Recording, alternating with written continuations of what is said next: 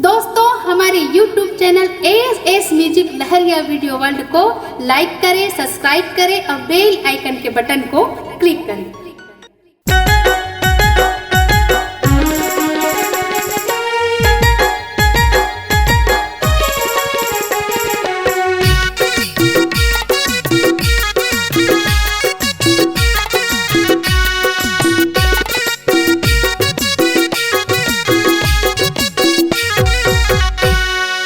कला एवं संस्कृति के निधान हवेगा। हमारे भारत माँ सबले बड़ महान हवेगा। हमारे भारत माँ सबले बड़ महान हवेगा। कला एवं संस्कृति के निधान हवेगा। हमारे भारत माँ सबले बड़ महान हवेगा। हमारे भारत माँ सबले बड़ महान हवेगा।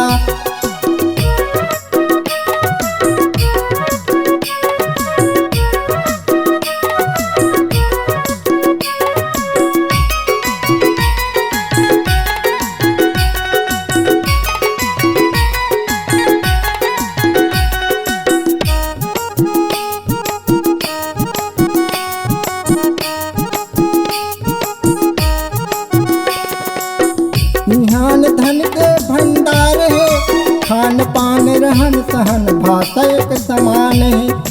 खान पान रहन सहन भाषा एक समान है।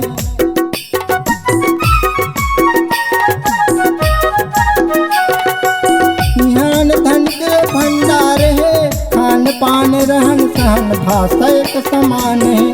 खान पान रहन सहन भाषा एक समान है।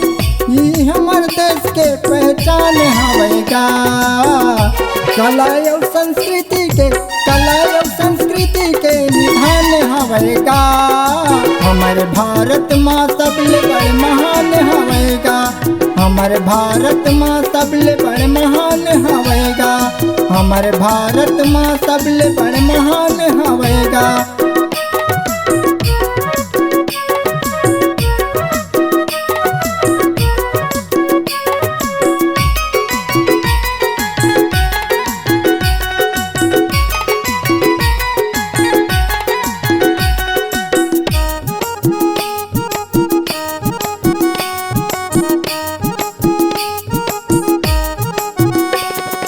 हमारे देश के 3 रंग के झंडा भैया शांति स्वराज के निशान है। 3 सिंहों के साथ में भारत माता विराजमान है।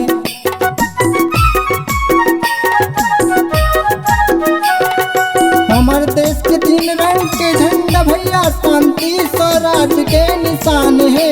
3 सिंहों के साथ में भारत माता विराजमान है। ये झंडा भैया हमारे देश के शान हवेगा। कला एवं संस्कृति के निधान हवेगा। हमारे भारत माँ सबले बड़ महान हवेगा। हमारे भारत माँ सबले बड़ महान हवेगा। हमारे भारत माँ सबले बड़ महान हवेगा। हमारे भारत माँ सबले बड़ महान हवेगा। हमारे भारत माँ सबले बड़ महान हवेगा। हमारे भारत माँ सबले बड़ महान हवेगा।